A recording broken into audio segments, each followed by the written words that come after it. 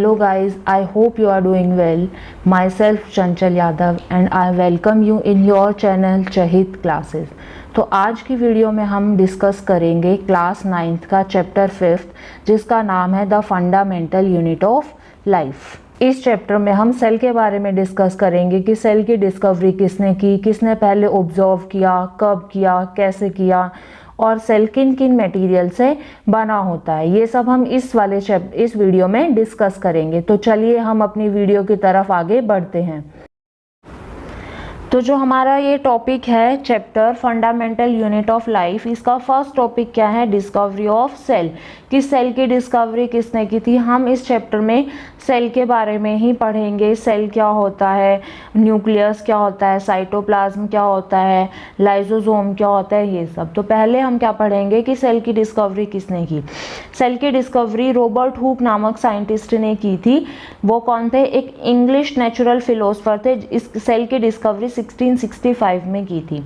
जो cell word है, कौन सा? सेल वर्ड ये एक लैटिन वर्ड है जिसका मतलब क्या होता है? Small room.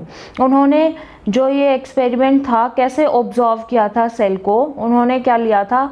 कॉर्क लिया था। कॉर्क क्या होता है? A substance which come from the bark of a tree. वो सब्सटेंस जो हमें पेड़ की बार्क से एक सब्सटेंस मिलता है उसको हम क्या बोलते हैं? कॉर्क बोलते हैं। उन्होंने क्या लिया? कॉर्क को ले लिया और उसको माइक्रोस्कोप के थ्रू देखा।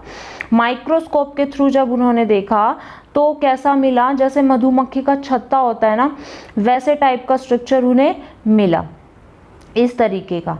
ठीक है, तो वहाँ से उन्हें पता चला कि जो कोई भी लिविंग और नॉन लिविंग थिंग है अर्थ पे, वो सब एक टाइप की सेल से या बहुत टाइप की सेल से क्या बने होते हैं। सेल का काम क्या होता है? अपनी डेली लाइफ की एक्टिविटी परफॉर्म करना। लाइक हमारा फूड डाइजेस्ट हो रहा है, ये सब किसका काम है? सेल्स का काम है। ठीक है, जब ग्रुप ऑफ सेल को हम क्या बोलते हैं? Group of cell. Group of cell को हम क्या बोलते हैं? टिश्यू। क्या बोलेंगे? टिश्यू। ठीक है, और जब टिश्यू का हम ग्रुप बना दें, क्या बना दें? ग्रुप, तो हमें क्या मिल जाते हैं? हमारे ऑर्गन। क्या मिलते हैं? ऑर्गन। ठीक है, now cell theory. Cell theory में क्या है कि जो जितने भी लिविंग ऑर्गेनिज्म है वो सब किससे बने हुए हैं? सेल से बने हुए हैं। सेकंड क्या है? सेल क्या है? फंडामेंटल यूनिट है हमारी लाइफ की। All new cell come from pre existing cell. जितने भी नए सेल बनते हैं वो हमारे पहले वाले सेल से बनते हैं। लाइक ये हमारे पहले वाले सेल है, इसी से ही दूसरा सेल हमारा बन जाएगा, इस तरीके का। ठीक है, तो जो सेल बनते हैं वो हमारे प्री एग्जिस्टिंग पहले वाली सेल से ही न्यू सेल बनते हैं। तो अभी हमने क्या डिस्कस किया कि सेल की डिस्कवरी किसने करी और सेल की थ्योरी क्या है। उसके बाद क्वेश्चन अराइज होता है कि लिविंग बीइंग किस चीज़ से बने हुए होते हैं। तो जितने भी लिविंग बीइंग्स होते हैं वो सब किससे बने हुए हैं? सेल से बने हुए हैं। तो हम क्या बोल सकते हैं? सेल क्या है? बेसिक स्ट्रक्चरल और फंक्शन यूनिट है सब लिविंग ऑर्गेनिज्म की। जो सेल्स होती हैं उनको हम अपनी नेक्ड आईज से नहीं देख सकते हैं। जो ऑर्गेनिज्म एक टाइप की सेल से बने होते हैं उनको हम क्या बोलते हैं? Unicellular organism.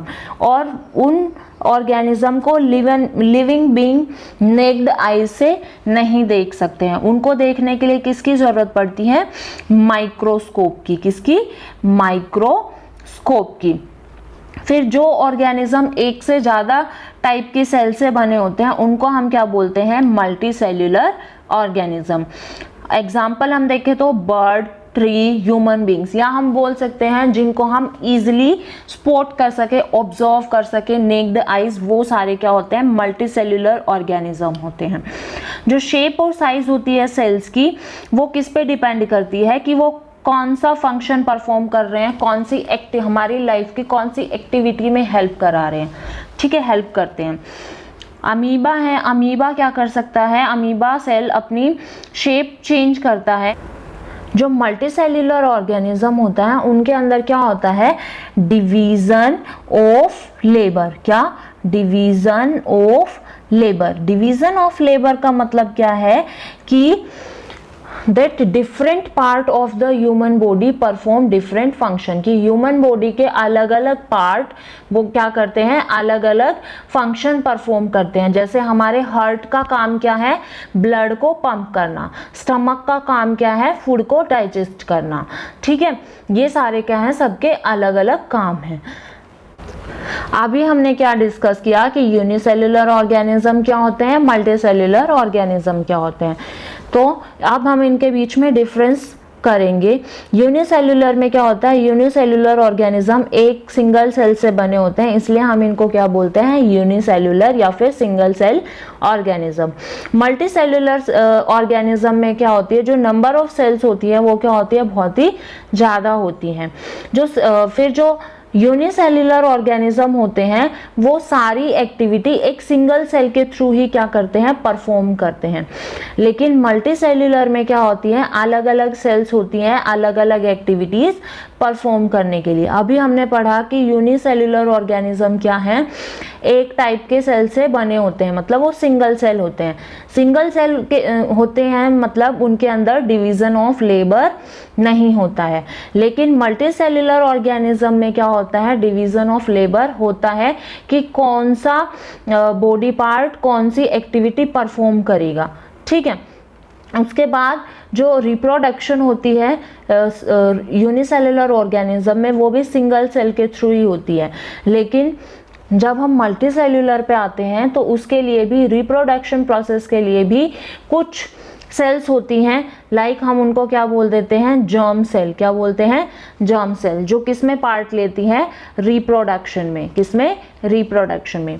जो लाइफ होती है यूनिसेल्युलर ऑर्गेनिज्म की वो क्या होती है, बहुत ही छोटी होती है।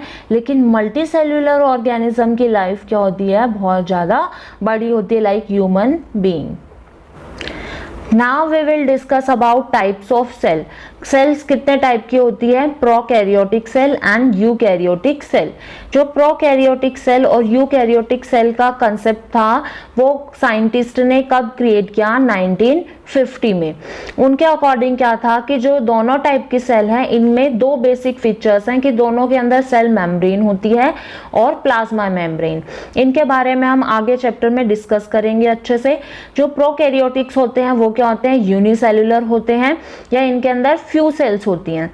और जो यूकैरियोटिक होते हैं वो क्या होते हैं, मल्टीसेल्युलर ऑर्गेनिज्म होते हैं। दोनों के अंदर क्या होता है, साइटोप्लाज्म होता है और जेनेटिक मटेरियल भी होता है। प्रोकैरियोटिक किससे बने होते हैं, सिंगल सेल से। तो इसके एग्जाम्पल क्या हो जाएंगे, बैक्टीरिया, पैरामीशियम, अमीबा, ये सब। और मल्टीसेल्युलर यूकैरियोटिक के क्या हो जाएंगे, ह्यूमन बीइंग्स, बर्ड्स, ये सब किसके एग्जाम्पल हो जाएंगे, यूकैरियोट के। अभी हमने पढ़ा कि जो प्रोकैरियोटिक सेल्स होते हैं वो क्या होते हैं, यूनिसेल्युलर ऑर्गेनिज्म में होता है। ठीक है, कुछ अब इन्होंने बोला कुछ ऑर्गेनिज्म के अंदर जो डीएनए और आरएनए क्या होते हैं, जेनेटिक सब्सटेंस होते हैं। ये हमें अपने पेरेंट्स से मिलते हैं, डीएनए और आरएनए। तो इन्होंने बोला कुछ ऑर्गेनिज्म के अंदर डीएनए और आरएनए किसी मेम्ब्रेन से क्या होते हैं, बाउंड होते हैं। मतलब मान लो ये हमारे डीएनए और आरएनए हैं और ये किसी मेम्ब्रेन से क्या होंगे, बाउंड होंगे। ठीक है, और इसी को ही हम क्या बोल देते हैं, ट्रू न्यूक्लियस। क्या बोलेंगे, ट्रू न्यूक्लियस। लेकिन प्रोकैरियोटिक सेल्स के अंदर ट्रू न्यूक्लियस क्या होता है, एब्सेंट होता है। ये सेल्स क्या होते हैं, ये क्या होते हैं, प्रिमिटिव होते हैं और इनकम्प्लीट सेल्स होते हैं। प्रोकैरियोटिक क्या होते हैं, इनकम्प्लीट सेल्स होते हैं।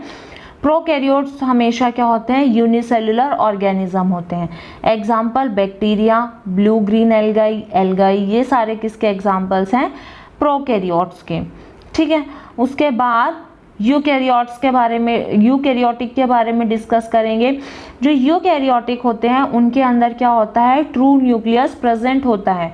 मतलब इनके जो डीएनए और आरएनए होते हैं वो किससे बाउंड होते हैं, किसी मेम्ब्रेन से बाउंड होते हैं।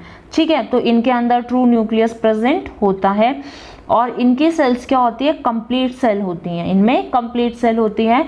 यूकैरियोट्स के अंदर कौन से लिविंग ऑर्गेनिज्म आएंगे, यूनिसेल्युलर भी आते हैं, मल्टीसेल्युलर ऑर्गेनिज्म भी आते हैं। किसको छोड़ के, bacteria and blue green algae को छोड़ के।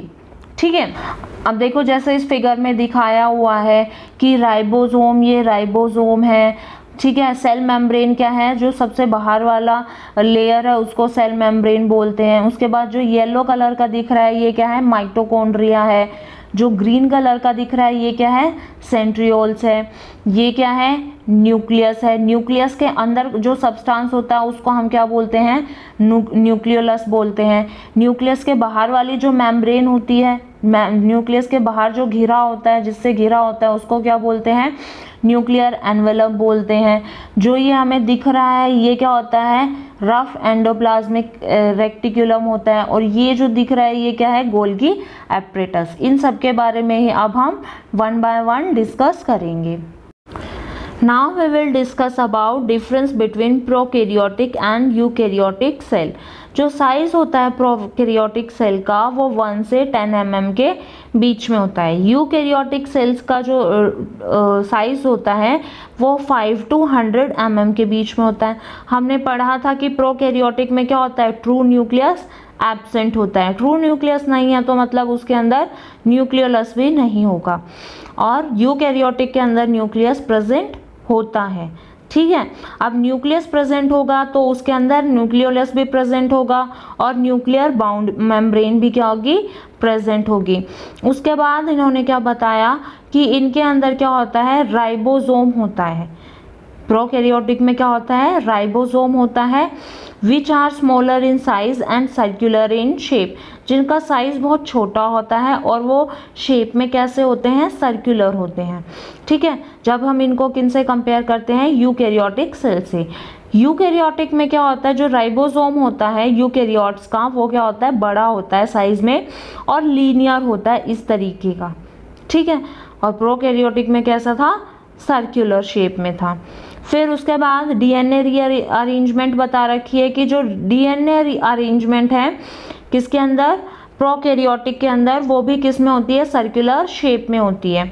लेकिन जो यूकैरियोटिक होते हैं उनमें डीएनए रीअरेंजमेंट कैसी होती है, लीनियर शेप में होती है।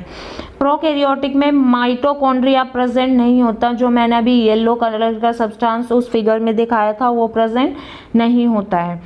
यूकैरियोटिक के अंदर माइटोकॉन्ड्रिया प्रेजेंट होता है। प्रोकैरियोट्स में प्लाज्मिड्स प्रेजेंट होता है और यूकैरियोट्स के अंदर प्लाज्मिड्स बहुत ही कम मिलता है, रेयरली चांस होते हैं। जो नाउ नेक्स्ट टॉपिक इज कि सेल की शेप कैसी होती है। जो सेल्स होती हैं वो अलग अलग शेप में होती है, लाइक पॉलीहेड्रल। पॉलीहेड्रल मीन्स जिन सेल्स की में कितने साइड्स हों, 8 हो, 12 हो या फिर 14 हो, बहुत ज़्यादा साइड्स हों। स्फेरिकल हो सकते हैं अंडे की तरह। एग जो होता है बहुत सारे एनिमल्स का वो स्फेरिकल होता है, ये स्फेरिकल सेल का एग्जाम्पल है।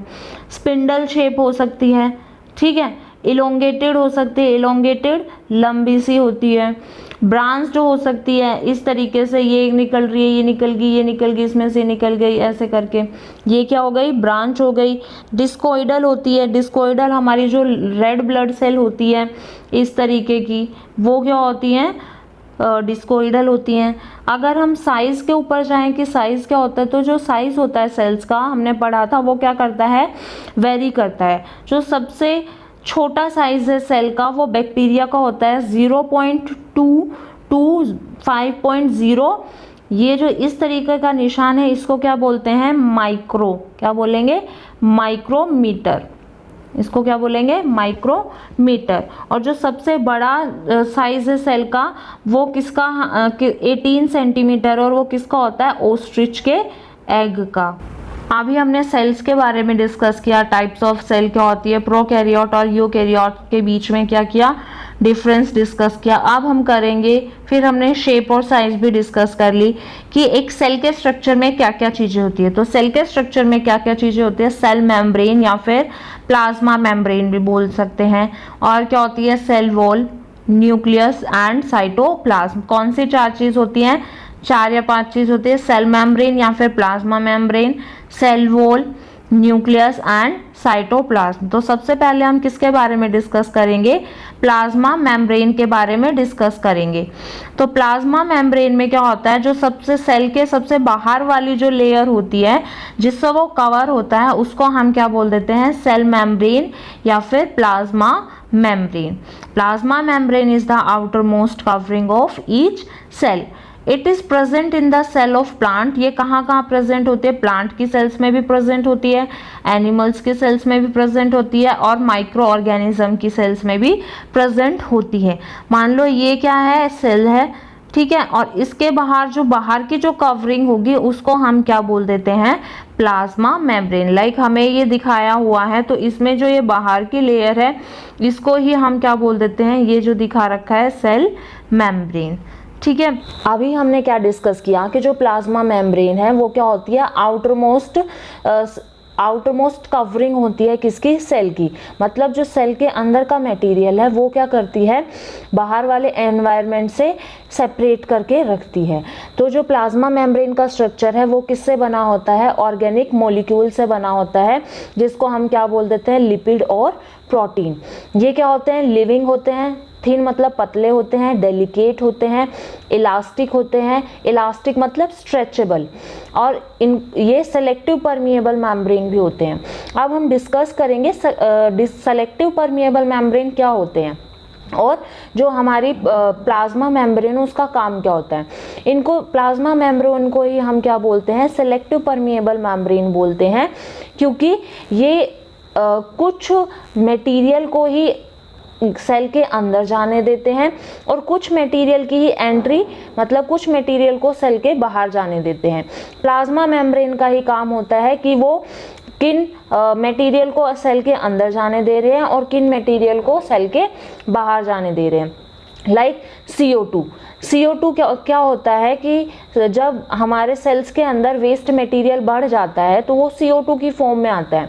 तो प्लाज्मा मेम्ब्रेन क्या करती है, जब वो हाई कॉन्सेंट्रेशन में सेल के अंदर बढ़ जाता है CO2, तो उसको बाहर निकाल देते हैं। किसके थ्रू निकलता है, प्लाज्मा मेम्ब्रेन। ठीक है, जैसे कुछ सब्सटेंस होते हैं जैसे CO2, ऑक्सीजन और वाटर, ये प्लाज्मा मेम्ब्रेन से क्या कर सकते हैं, मूव कर सकते हैं, अंदर भी जा सकते हैं और बाहर भी जा सकते हैं, और इस प्रोसेस को क्या बोल देते हैं, डिफ्यूजन। हमने इससे फर्स्ट वाले चैप्टर में भी क्या किया था, डिस्कस किया था।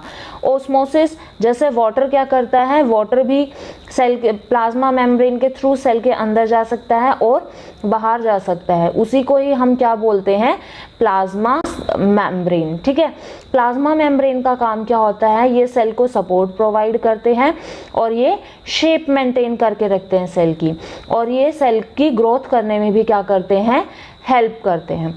ठीक है, तो प्लाज्मा मेम्ब्रेन का फंक्शन क्या है कि ये अलाउ करते हैं, परमिट करते हैं कि कौन से सब्सटेंस सेल के अंदर जाएंगे, कौन से नहीं जाएंगे, जैसे CO2, ऑक्सीजन, H2O, ये सब। और ये क्या करते हैं, सपोर्ट प्रोवाइड करते हैं और सेल की ग्रोथ को भी हेल्प करते हैं।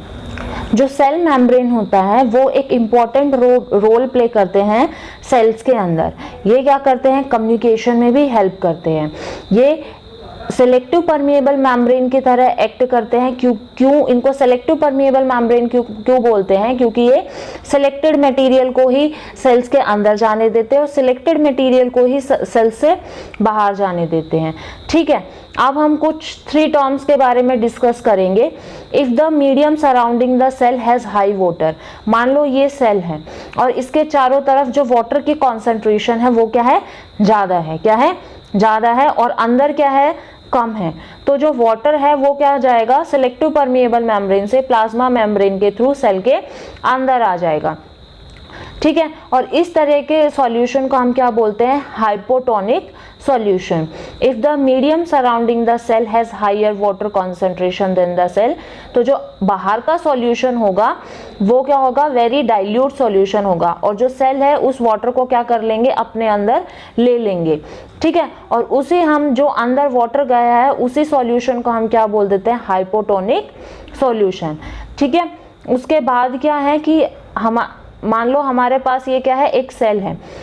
ठीक है, सेल के अंदर भी वाटर की जो कॉन्सेंट्रेशन है वो सेम है और बाहर भी क्या है, सेम है, दोनों तरफ क्या है, सेम है, तो उस टाइम क्या होगा, उस टाइम प्लाज्मा मेम्ब्रेन से ना तो वाटर बाहर जाएगा और ना ही अंदर जाएगा। तो उस सॉल्यूशन को हम क्या बोल देते हैं, आइसोटोनिक सॉल्यूशन। उसके बाद थर्ड क्या आता है कि मान लो ये क्या है, एक सेल है, सेल के बाहर का जो वाटर की कॉन्सेंट्रेशन है, कॉन्सेंट्रेशन मतलब अमाउंट, वाटर की कॉन्सेंट्रेशन बाहर तो क्या है, लो है, और अंदर क्या है, ज़्यादा है। ठीक है, तो उस टाइम क्या होगा, जो सेल है अपना वाटर क्या बाहर दे देंगे, किससे, प्लाज्मा मेम्ब्रेन से, और इस टाइप के सॉल्यूशन को हम क्या बोलते हैं, हाइपरटोनिक सॉल्यूशन। अब हम क्या डिस्कस करेंगे, difference between diffusion and osmosis. Diffusion और ओस्मोसिस दोनों सेम सी ही टर्म है, दोनों का काम क्या होता है, दोनों क्या है, प्रोसेस है, प्लाज्मा मेम्ब्रेन से अंदर जाना और बाहर जाना। लेकिन इनके अंदर क्या डिफरेंस है, diffusion can occur in any medium, diffusion किसी भी मीडियम में हो सकता है, चाहे वो सॉलिड हो, लिक्विड हो, गैस हो, या फिर एयर हो या वैक्यूम हो। लेकिन जो ऑस्मोसिस होता है वो किस में होता है, खाली लिक्विड मीडियम में होता है। मतलब जो वाटर सेल के अंदर जा रहा है या सेल के बाहर जा रहा है वो क्या है, वाटर लिक्विड, तो उस प्रोसेस को हम क्या बोल देते हैं, ओस्मोसिस। अगर सेल के अंदर या बाहर कोई सॉलिड या फिर गैसियस सब्सटेंस जा रहा है तो उसको हम क्या बोलेंगे, डिफ्यूजन प्रोसेस। ठीक है, इसमें डिफ्यूजन प्रोसेस में हमें सेमी परमिएबल मेम्ब्रेन मतलब प्लाज्मा मेम्ब्रेन की जरूरत नहीं होती, लेकिन ओस्मोसिस प्रोसेस में हमें प्लाज्मा मेम्ब्रेन की जरूरत होती है। तो चलिए अब हम वो क्वेश्चन डिस्कस करेंगे जो हमने आज की वीडियो में कवर किए हैं। फर्स्ट क्वेश्चन क्या है कि who discover cell and how. Cell की डिस्कवरी किसने की थी, रॉबर्ट हुक ने, कब, 1665 में। उन्होंने कैसे की थी, पेड़ की छाल ली थी और उसको खुद से बनाए हुए माइक्रोस्कोप से देखा था। तो वहां उन्होंने क्या देखा था कि ये जब हम माइक्रोस्कोप से देखते हैं तो वो मधुमक्खी के छत्ते जैसा दिखता है। नेक्स्ट क्वेश्चन है कि why is cell called the structural and functional unit of life. Cell को हम स्ट्रक्चरल और फंक्शनल यूनिट लाइफ की क्यों बोलते हैं, क्योंकि सेल इंडिपेंडेंटली हमारी लाइफ की सारी एक्टिविटी खुद से ही कर लेती है, वो किसी पे भी डिपेंड नहीं रहती है, इसलिए हम क्या बोलते हैं, structural and functional unit of life. Question है how do substances like CO2 and water move in and out of the cell. मैंने बताया था कौन हेल्प करता है, प्लाज्मा मेम्ब्रेन का काम होता है। CO2 कौन सी प्रोसेस से जाता है, डिफ्यूजन से, और वाटर ओस्मोसिस से। डिफ्यूजन और ओस्मोसिस के बीच में डिफरेंस भी बताया था कि क्यों ऐसा होता है। नेक्स्ट क्वेश्चन है प्लाज्मा मेम्ब्रेन को सेलेक्टिवली परमिएबल मेम्ब्रेन क्यों बोलते हैं, क्योंकि ये सिलेक्टेड मटेरियल को ही सेल के अंदर जाने देते हैं और सेल के बाहर जाने देते हैं, इसलिए इसको सेलेक्टिव परमिएबल मेम्ब्रेन बोलते हैं। इसका क्वेश्चन नंबर 2 क्या है कि प्रोकैरियोटिक और यूकैरियोटिक सेल के बीच में हमें डिफरेंस बताना है, ये हमने अभी वीडियो में डिस्कस किया। नेक्स्ट क्वेश्चन क्या है कि अगर प्लाज्मा मेम्ब्रेन क्या हो जाए, ब्रेक हो जाए, तो उस टाइम क्या होगा, प्लाज्मा मेम्ब्रेन ब्रेक हो जाएगा तो जो सब्सटेंस होंगे वो इजीली मूव में किसी से परमिशन लेने की जरूरत नहीं पड़ेगी। आज की वीडियो में इतना ही। नेक्स्ट वीडियो में हम डिस्कस करेंगे difference between plant cell, animal cell, cell wall, nucleus, cytoplasm, cell organelles.